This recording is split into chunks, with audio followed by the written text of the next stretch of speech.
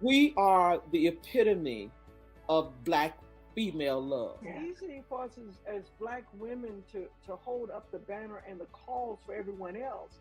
But again, who holds up the banner and the calls for that we as a Black church are perpetuating the same behavior as a patriarchal evangelicals have been doing. Right.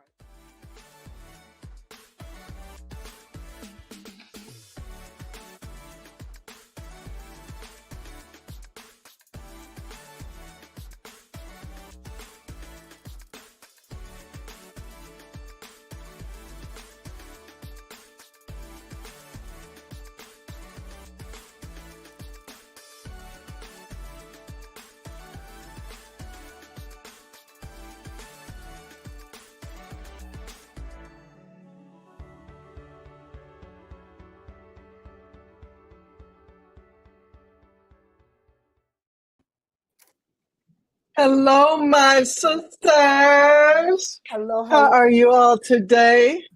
Well, wonderfully well. How are you? Fabulous, especially since the heat has died down. It's cooling off a little bit. It was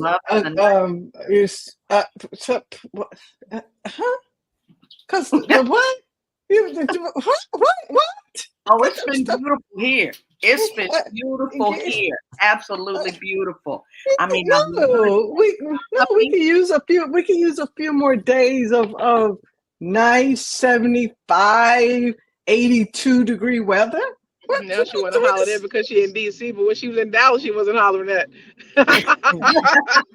Wait a minute. We got this voice from someone we can't see. Let me handle that one right now.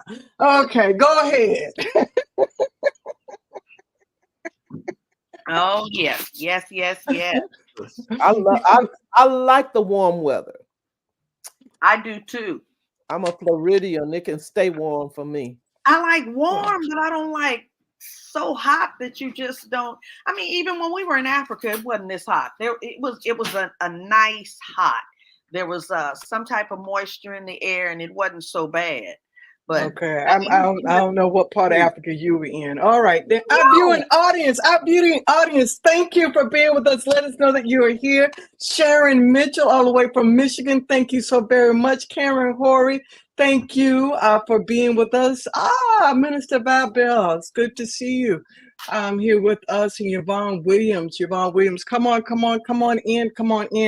Like and tag someone in. I'm telling you, you all will not want to miss the discussion that we will have today with our guest. So you all, let me ask you, there've been a lot, we know what's happened in Gaza and with Israel and the kind of attack that happened on civilians. I don't know if there's a way we can ever justify that, but I really want to kind of hit real quickly on this Israel part, and I know I'm gonna hit some fundamentalists, and even though I'm usually labeled as a fundamentalist, but on this Israel being the sacred people of God in the midst of this, and people who've never been to Israel. I am one who had an opportunity to travel to Israel, not understanding what is happening to the Palestinians, who are primarily Christian. Okay, most people miss that part. That the group that has been demonized are Christians. Many of them might be of Arab descent in regard to race, but not religion. Wow. And so, but I kind of want to hear. I listened to the president today in his address and the others, because again, I want to be clear in saying that the attack on innocent lives, on civilians, is absolutely horrible. But I'd like to kind of hear a little bit, you all's thoughts on this question. I think Israel does the same thing as Russia to Ukraine. That's my take. It bothers me that folk want to occupy land that someone else occupies, from Christopher Columbus and every other colonizer.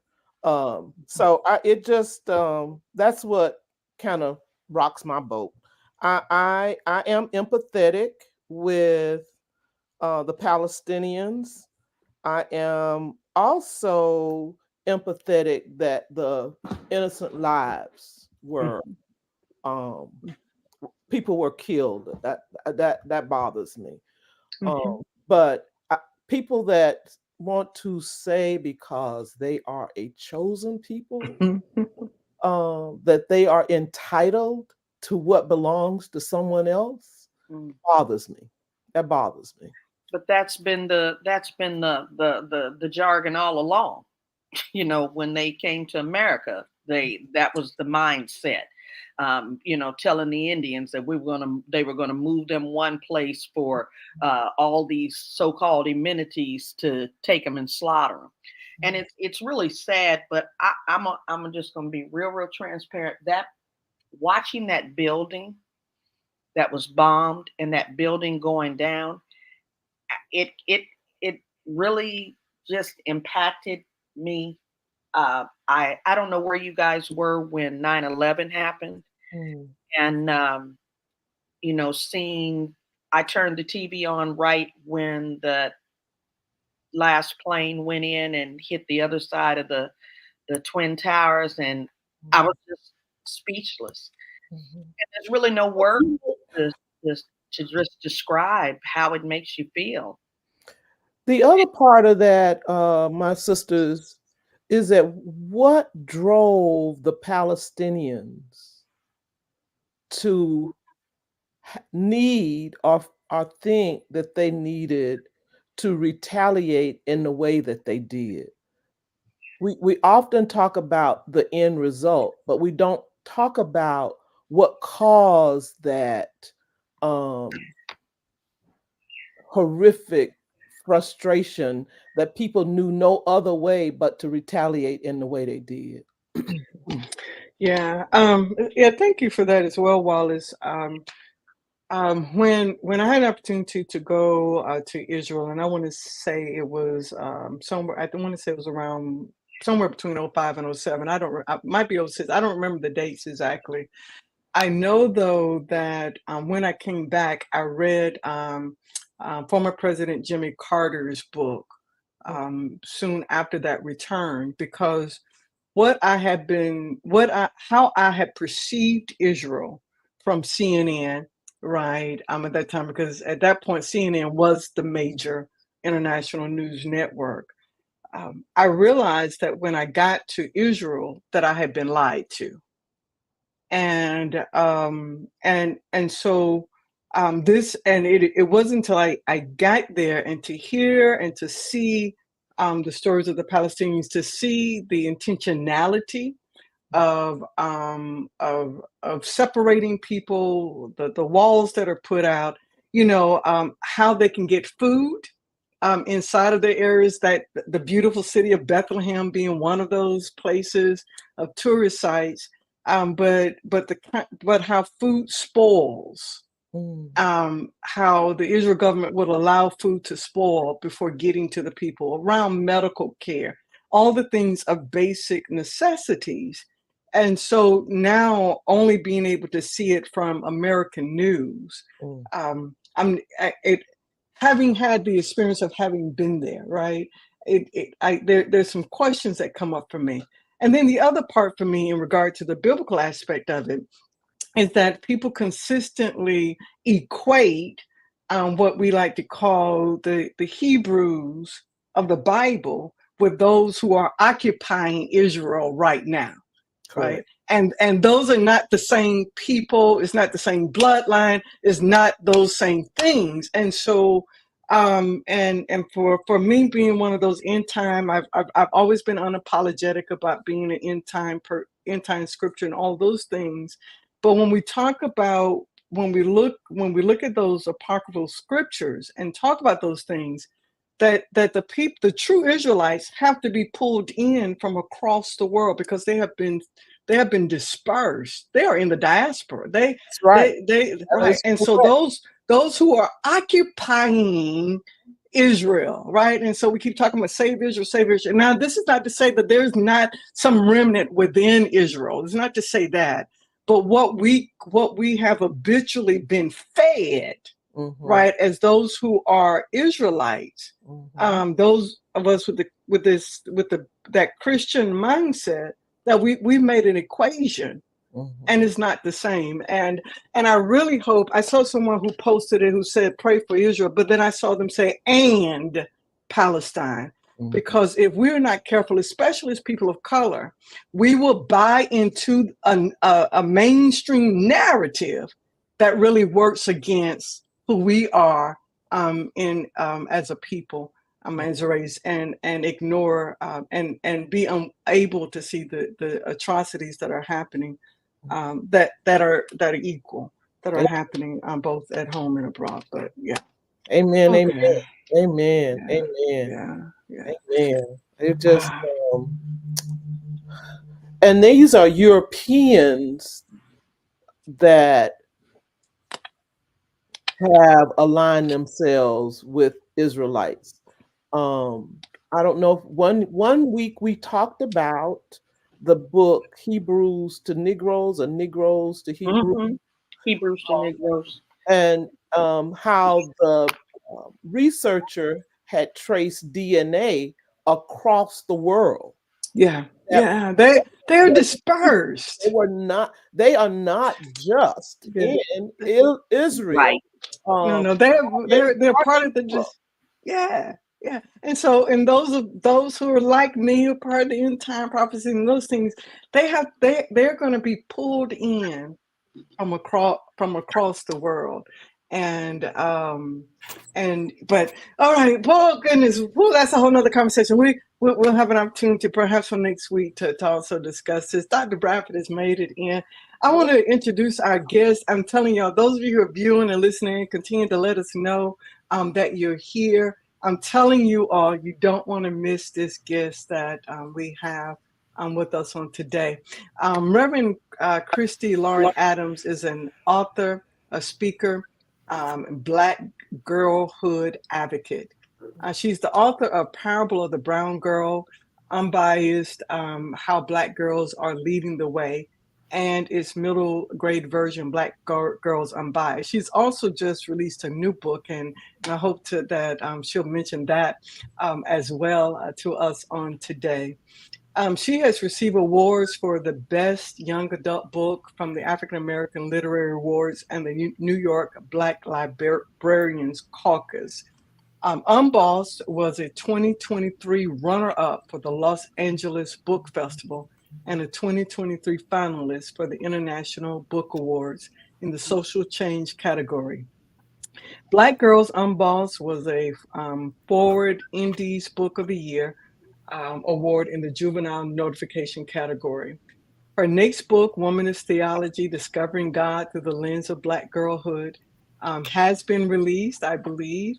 And so we're excited about hearing about that as well. She works as a Dean of Spiritual Life and Equity at the Hill School and is an instructor of religious studies. She's a graduate of Temple University and Princeton Theological Seminary, where she obtained a Master of Divinity degree. She's a 2017 graduate of LEAD New Jersey, a select group of thought leaders from the public, social, and private sectors of New Jersey and the surrounding communities. She also currently serves as a mentor for the Garden Initiative for Black Women's Religious Activism, a 9-month peer-to-peer and intergenerational mentorship program for Black women leaders across religious traditions in the United States. Her mission is lived out through the words of, I write for young girls of color, for girls who don't even exist yet, so that there is something there for them when they arrive. I can only change how they live, not how they think. Audience, will you welcome our guest on today, Reverend Khristi Adams? Thank you. Thank you for that introduction. My book is not out yet. The new one isn't until next summer. I just literally pressed send on the first draft of the manuscript on Sunday night. That's still a celebration for me. Yes, it is. it's nowhere near being finished. Welcome with us on today. So tell us first, just tell us first, how are you? I know that if you just hit send, that you got a whole lot of pressure off of your shoulders before we jump into our questions. And we have some questions for you on today. How are you? I'm doing good. Well, obviously, thanks for having me. Again, there could be a whole podcast on just the book writing journey. It could just be a whole episode in and of itself, because there's just so much you learn about yourself, and it's never the same process. Doesn't matter how many books you write, it doesn't get any easier.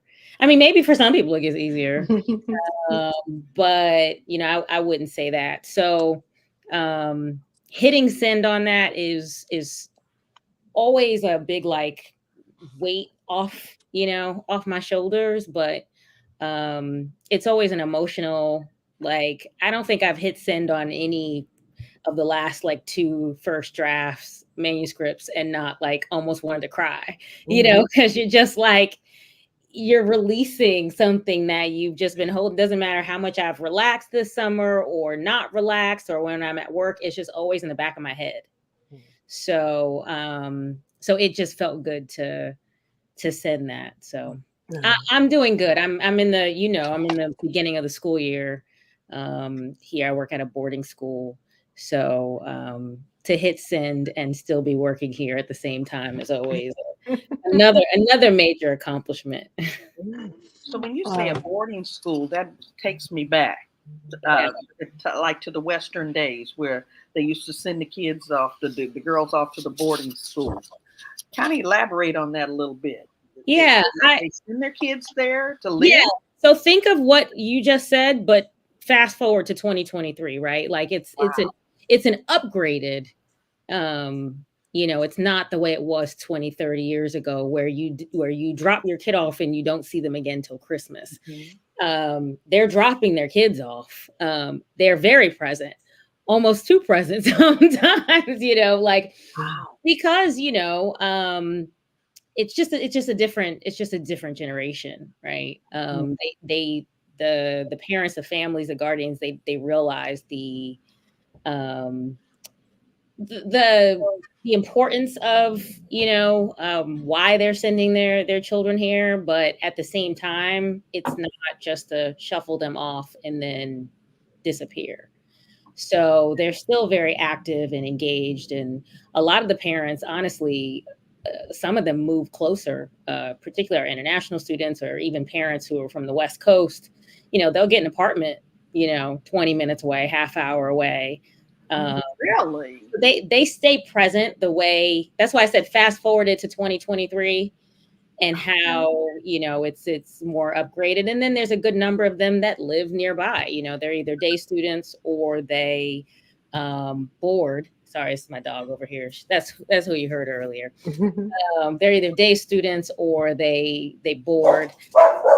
And it's only when I get on this that she, she's been quiet all day. Like a child. Yeah, baby, please. Wow, that's interesting. Anyway, So again, another. let's kind of jump in with you on today. Okay. Before we jump into your book, I do want you to see a comment that one of our viewers has put on here, and just popped on, the author from a book I just started reading yesterday, and wants to know if they'll get Spark Notes or Clip Notes versions here today. Just want to throw that in. I thought that's kind of humorous from that view. Okay.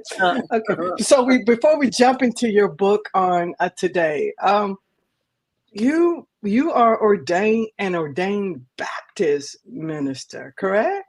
Yes. And so tell us about that journey to becoming an ordained Baptist preacher. I know, right? Well, the new book, Womanish Theology, which is interesting. I do a lot of reflecting on my adolescence, my teenage years, and how I came to the faith, how I was introduced, and how, theological principles and how my values were shaped and formed. And a lot of those started there, So I usually say that my journey to ordination, it wasn't an overnight. It started with my grandmother, you know what I mean? Teaching me scripture, my parents teaching me the Lord's Prayer. My mom and dad were deacon and deaconess in the church, in the Black Baptist church growing up.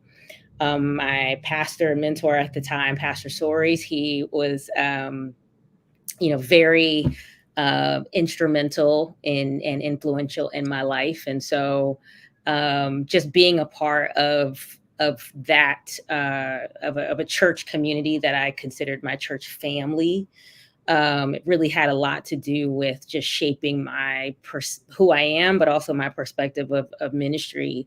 I didn't want to be ordained anything, I always wanted to go into ministry of some sort. But I used to say never formal ministry, right? I always wanted to do what I thought was grassroots ministry, community development, things that I was used to seeing growing up, because that's what our church had at the time. And it wasn't, and even when I went to seminary, it wasn't because I wanted to be ordained. I was still, sort of kicking and screaming, even though I feel like I heard, the call of God to go.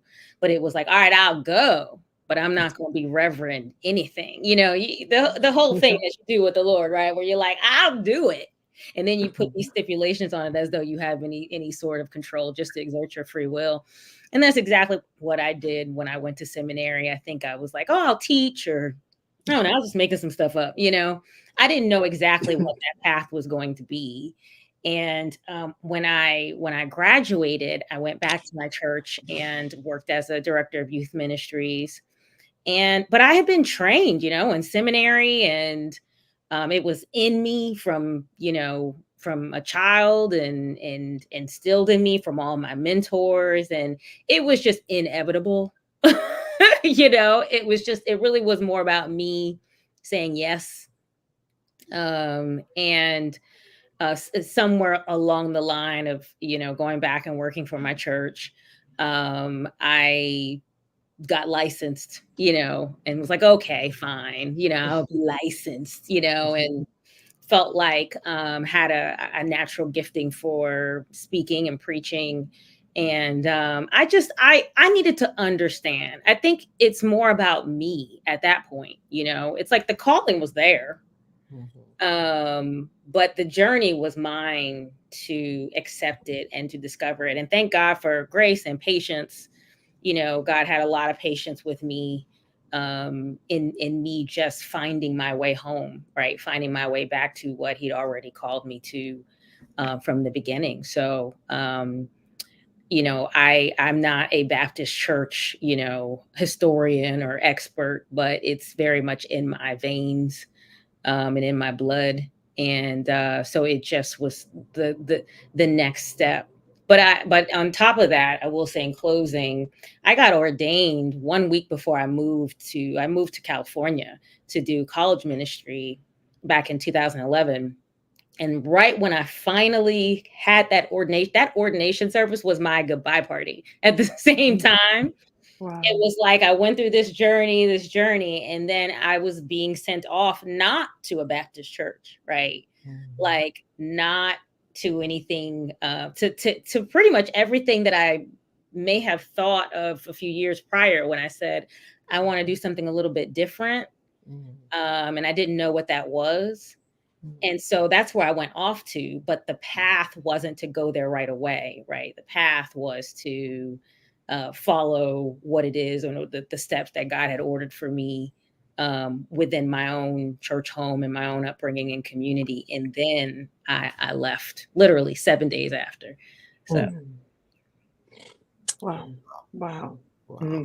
We have Dr. Wallace is a Baptist, ordained Baptist. Dr. Bradford started with the Baptist. And so I saw, as you were speaking, they were just, yeah.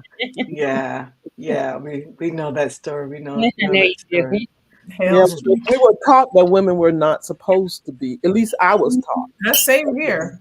Women were not called to ministry or to be pastors or preachers or so. Yeah. And I believed the hype and the lie for a long, long, long time. Until I didn't. Yes. I just Vern said it already, but I went to my pastor and I shared, and he, no, we don't call women here. Mm-hmm. No problem. But he was right. He was right. We don't call women. God called you. Yes. Well, the terminology, of course, you know. Right. Yeah. I said, okay, no worries. And I sat for 2 years, no problem. And that was honestly, full transparency, I was relieved. Yeah. I was like, oh, okay, I'm off the hook. So you thought. Absolutely. No, some of that same foolishness yet continues. You Oh, know, yeah. there's no, but here's the thing. I understand all of that. I'm fine with that. But there was a 2-year waiting period that I had to come to grips with what God was doing. So, Dr. Khristi, thank you for what you said. So it just brought back a lot of memories. That was 30 years ago and brought back a lot of memories. So thank you. Wow. So before you jump to this way, I write about this, but I've said this quite often that it wasn't really. I was blessed because there are many women in my that I grew up with, colleagues who have very similar stories, right? Like it's not like, oh, that was back then, it's still happening now, right? With churches, and so I was blessed because I feel like I was shielded because there were always women in the pulpit for growing up, even in the midst of there being some sort of traditional patriarchal thoughts of some of the leadership, not my pastor, right? And so we had a woman executive pastor and other women, Wow. and I remember Reverend Johnson, one of our executive pastor at the time. This was like in the, I don't know, this was the early 90s, and we were singing a hymn, and she replaced the pronoun he in the hymn for she.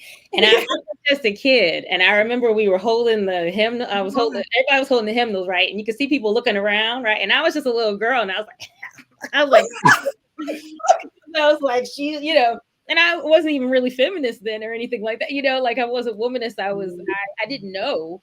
I just thought it was funny, but to have that as a memory, to have that even as an example, like resistance, even though she was up there in the pulpit, it was still sort of active resistance. And those were my stories growing up. It really wasn't until I got to seminary and was like, oh, wait, we would go guest preach places and all the men would run to the front and, all that. And that was when I was like, oh, I didn't realize that it wasn't normal. It was a thing, right? Yeah.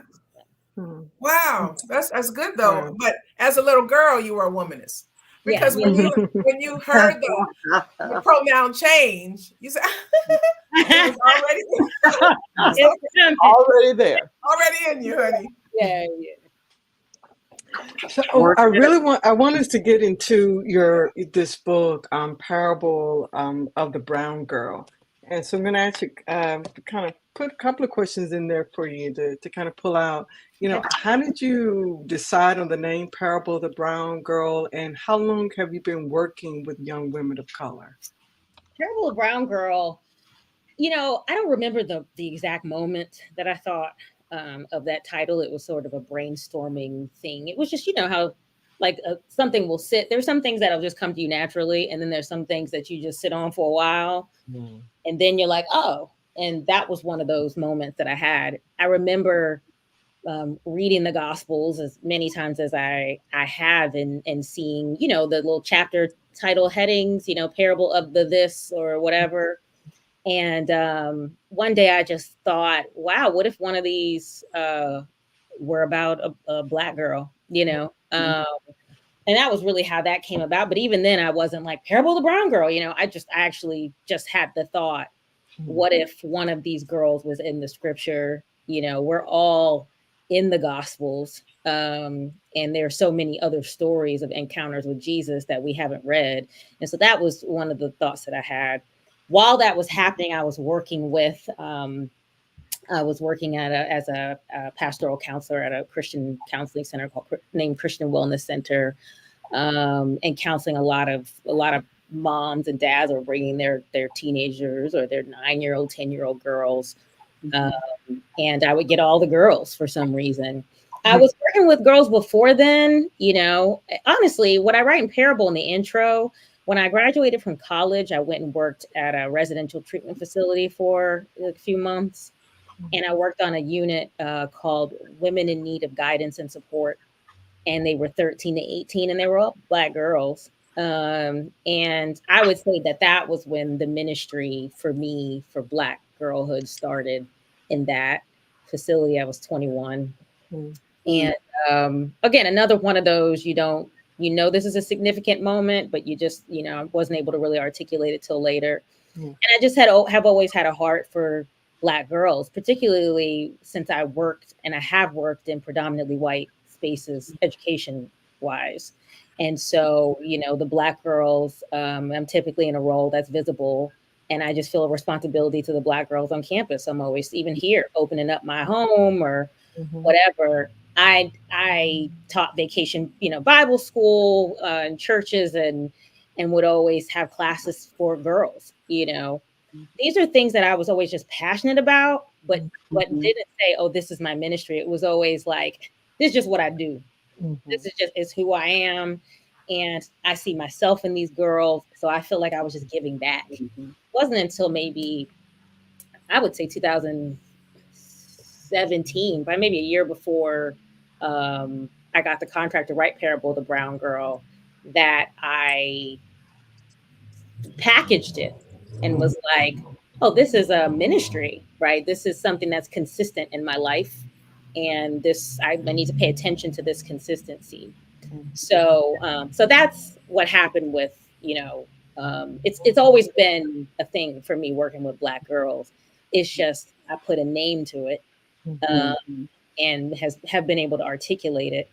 So fast forward to when I was working at that counseling center, and I would have these encounters. Some of the girls I wrote about in the book, that I've had conversations with these girls, and then I remember driving home one night, and just sort of locking up and getting in the car, and it was night, and I was at a light, and I remember saying to myself, if I ever get a platform, God, if you ever give me an opportunity, a platform to share their stories, because these are significant moments I'm having with these girls one-on-one.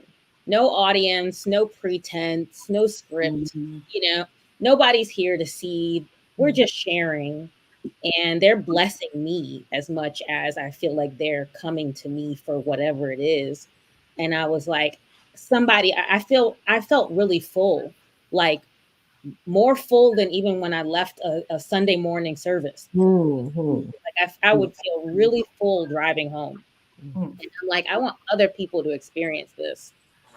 And that was the start of it, but I never was like, oh, I'm gonna write a book. Like that never crossed my mind. And so when I thought, well, that's when the Becoming Conference came about. When I started that I haven't done that in a while, but I did this sort of one-day conference for Black and brown girls and centering Black girls.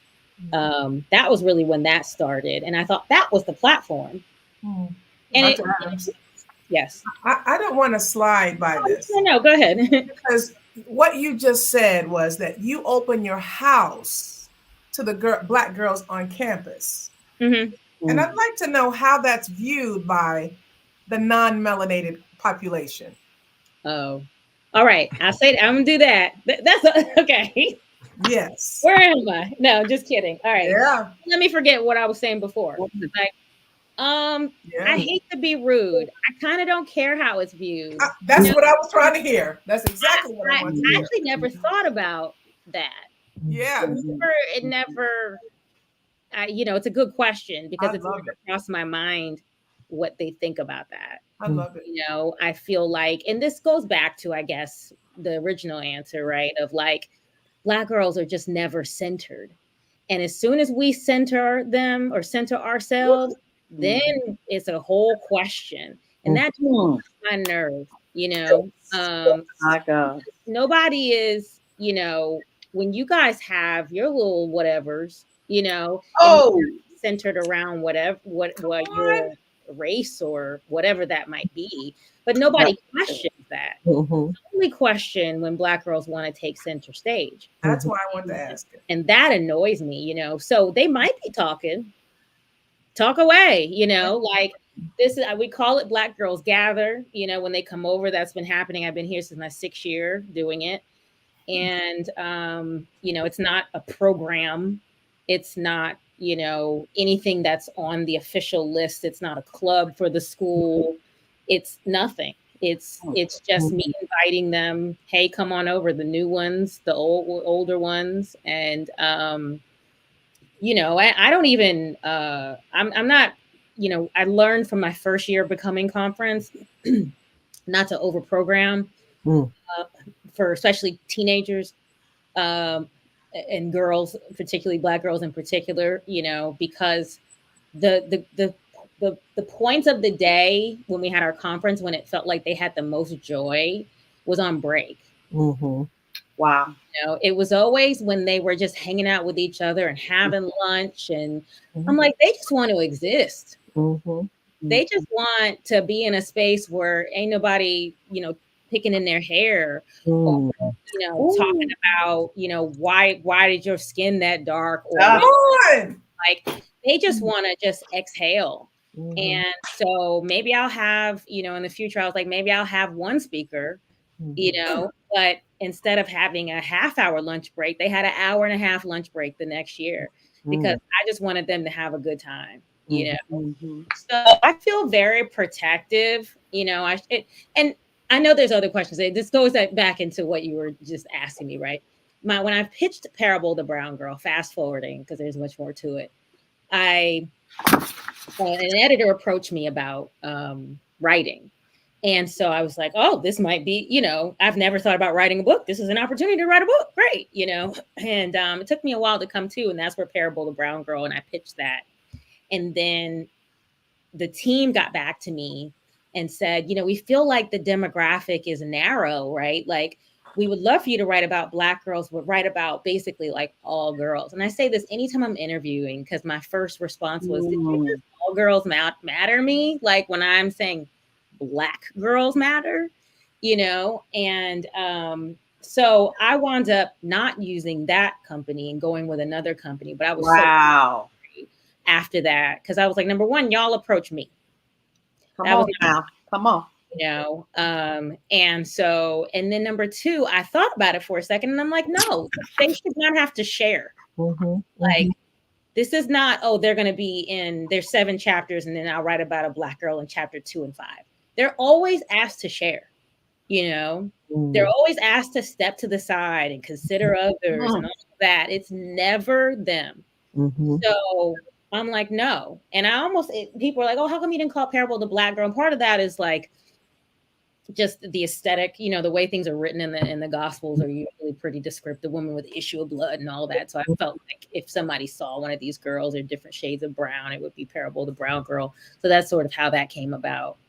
But I answered like a million ways what you just asked me. I'm sorry. I just get so angry. I want to ask a question. Exactly what we need to hear. One of the things you just talked about was they don't want to be in a place where somebody's touching their hair. That was powerful. So thank you for answering it the way you answered it. Thank you.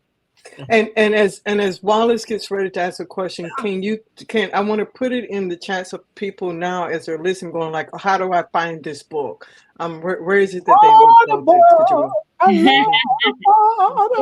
Audible, yeah. I did do the voice recording for that. Yes, you did. It's on Amazon. It's on Barnes and Noble. You can actually go to your local Barnes and Noble. It should be there. I've gone to a few Barnes and Nobles, and that and Unbossed is there.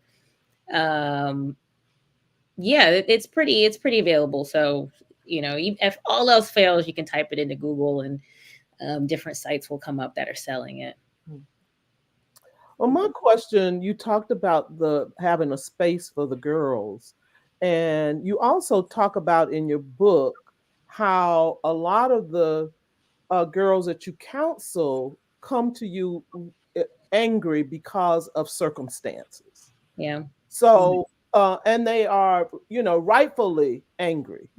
My question is about how do we educate the grown-ups to not look at these girls as something wrong with them, but to look at them as what happened to them and not stereotype them as bad, as Wow. fast, as angry, all of those descriptors that they are human beings, that we tend not to see them as human beings. We see their behavior first, but we don't recognize what got them to that behavior. The young girl that you talk about, that her mother was so inebriated and had to go, come back and get the child, and the child was already in the car. These girls have gone through some horrific circumstances. Wow. So tell me how do you get the message across? I think you got the brown girls. They know you love them. They you got them. My issue is with the grown-ups with that tried to pigeonhole our girls in ways that they don't pigeonhole others. Yeah. I mean, Black women, I'll start with Black women because I think we're more, we're Black women, right? Like, I think we are more susceptible to understanding that empathy just based off of what we deal with in society, right? You know, the book that I'm writing, Womanish Theology, is just a baby womanist theology, right? It's the theology of Black girlhood. And a lot of what I've written is, Black women Black women experience it because we experienced it when we were younger too. Black women can empathize with Black girls because we know we've been there. So it's even though I would say that it's not to say that Black women don't necessarily like fall into that, like, oh, you're bad or you're fast or whatever. I think it's a little bit easier for us to hear message, to sort of self-correct, just by nature of the fact that we're labeled angry Black women, So I think that we get that. I think it's everybody else too that is a big concern for me. Our society in general is just socialized and conditioned to look at Black boys and Black girls as bad. We go back to the doll experiment, Kenneth and Mamie Clark, and is this white doll good and the Black doll is bad? And so, a lot of this is social conditioning that we need to address, and one of the ways to counter it is by, we need to sort of aggressively advocate and intervene for our kids, boys and girls. It's sort of up to us, it's up to the village, and to it's hard to change people's minds in general, but one of the things that I try to do is I'm extreme with my language when I'm talking about Black girls. I'm just using this little example. I spoke last weekend at Mount Lebanon Baptist in Brooklyn, and an old Black girl came up to me and she said, I got 4C hair, and, I was wondering, if you could just give me some advice on how to deal with it. And I said, well, first, let's talk about your language around your hair, right? How to deal with it. It's negative, I'm like, so even though I'm using her as an example, we adults are like, it's like they just naturally, when we are referencing Black girls, we just naturally go to the negative, right? And naturally assume, like the girl that I wrote about in the book, that she's cussing folks out, so we're just gonna focus on that. Right. We have to really, we have to there's no one formula for it. But as far as countering a lot of this negativity, we almost have to be extreme in how we counter it, right? It seems little to her to say, well, how do I deal with my hair? But I'm like, first and foremost, how you even talk about your hair. Let's start there with sort of reversing that, you know. And for me, lastly, I'll say, like, even on this campus, you know, when it comes to the Black girls and my advocacy of them, and part of my advocacy is teaching the others too, right? Like how I center and how I advocate for them is a teachable moment for them as well. So when we had COVID, when it was COVID, and we were sort of in this bubble on this campus the following year, and the kids were going to prom, they were preparing for them to go, but they couldn't go off campus like they normally do to go get nails done, hair done, things like that. And they bought people on campus to bring dresses and bring whatever. Well, they had a hairstylist, and I said, well, do you have anybody for the Black girls? You know? And they were like, well, what do you mean? Do you have somebody that knows how to do braids? Do you have somebody that knows how to do a sew-in? And it was like emails, like back and forth. And the girls were like, that's okay. No, it's not okay. It's not okay. Right? Like, they were like, we'll just figure it out. We'll just do our own hair. No, if they can be prioritized, you can be prioritized. I don't care if there's 3 of you on this campus. Talk, sis. But it felt extreme on my end, but it has to be because of just how much they're up against and how you have to literally like change the way that they think. In order to do that, it can't just be well, you know, maybe you should consider, it can't be that way. We're literally having to literally change minds. And the only way to do that is to be extreme, and is to say, no, we're going to find a braider, and we're going to find somebody that knows how to do stuff for Black girls. And I don't care that there are 6 of them on the 6 seniors, and there might be 100 white girls. Well, then for the 6 Black seniors, you're going to bring somebody on campus, and we're going to cater to these girls as much as you do everyone else. Stop lumping them into the all. And ever since then, we ain't had no problems. Now, granted, we haven't had, but they're always like, Khristi, is there anything I can, like they're just always making sure. But that was a teachable moment for them. Now they know, not don't mess with Khristi as much as it is like, oh, we have to make sure that we're considering the Black girls too. Wow. Let me ask you this question, that in chapter 6, you talk about the parable of the angry brown girl. You speak of the sapphire image. Talk to us about that image and the right we really do have to be angry. Every summer, I've been teaching at this, it's a girls leadership academy called At the Well. They have it. It was virtual during COVID, and then we recently had it at Princeton Seminary. And I usually teach one. I'll show clips on YouTube of Sapphire, and my brain is fried right now. It's Sapphire, Jezebel, and Mammy, the 3 stereotypical image of Black women. And so I go into the history of the Sapphire image, I think coming from Amos and Andy and the character of Sapphire on that show back in the 50s, and how that image has followed, right? It's been perpetuated by our own people, and it has followed Black women. It is, I'm not the, obviously first one under the sun. Harris Perry writes about it extensively in Sister Citizen. So many Black authors and Black women have written about that. And now to see that our girls, it's generational, right? It just sort of continues. But one of the things that I say, that I try to say at least is, number one, Black women have a right to be angry. Black girls have a right to be angry. These girls, they have circumstances and situations that are unfortunate, but also, even if they didn't have it, Black women have a right to be angry just based off of what we have to put up with in society and what we've had to put up with for generations. And so that's number one. And then number two, the way we communicate, because I talk about this in the Voiceless Brown Girl too, right? So this like attitude that they think, the loudness that they think Black people have, and some of this is just the way we communicate.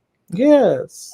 And you've interpreted as this. I checked myself. The last Monday, we have these evening study halls the kids have on campus, and I had a study hall for I won't even get one particular. There might be a LGBTQ, study hall. There might be a Black student study hall. There might be these are all affinity groups, Hispanic, and so there was one group, not the Black group.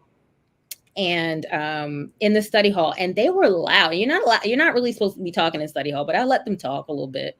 But they were loud, and every time I would say, "Can y'all bring it down?" Like just a little bit, they'd be like, "Okay, cool." And then they would think that they were bringing it down, but like still at the same volume. And I was like getting offended almost, right? Like, and then part of me was like, culturally, this was a group that I wasn't that familiar with. And I was thinking, could this be a cultural thing too, that's making me feel a little uncomfortable? Even though, they do need to bring it down. But I think there was an element there. And then I got it. It was a teachable moment for me, So I would say, aside from angry, there are some things that, the girls are, when they're over and they're talking to each other and they're just in each other's face and whatever, that's the way they communicate. That's who they are. And we do ourselves a disservice by perpetuating the same negative, putting the same negative language on how they're communicating when it's just who they are. It's good. It's real good. It's amazing that I know you don't care what them other folk of other hues think. Somehow we have got to educate them and be in their faces, which is what I love about what you've shared with us. You've not backed down. You've made sure that the Black girls are taken care of in the same fashion as others, because it is so easy for the dominant culture to overlook. I'm in a space right now where the Black folk in this group don't trust sharing their stuff in an office where they perceive that it can be heard what's going on with them. And the colonizers are saying, well, I did it in this way and da da da. So what that you did it? Everybody. Yeah, so what? For me, so I'm having to find ways to advocate for our people, whether they're girls or adults, to have safe places where they can share. And the colonizers don't get it. They really don't get it. And if you try to be diplomatic, but if I went off like they think I ought to go off, then it's something wrong with me. But that's why I say there are things that lead up to behaviors. The behavior didn't just happen. There were things that took place that really people just say enough is enough, and I ain't taking it no more. And I think when we were talking about Israel and Palestine, I think that's part of what happened with them. And it's happening with our folk everywhere, in all areas. So we really have to not be. We need to deconstruct our internalized racism. That's number one. And once we deconstruct that internalized racism and hegemony and patriarchy, we can then advocate not only for ourselves, but we can advocate for others, I believe. Wow. Well, thank you for that, Dr. Wallace. Reverend Adams, we only have about a good 3.5 minutes left. with you. If Part two, can part you, two, part two. Yes.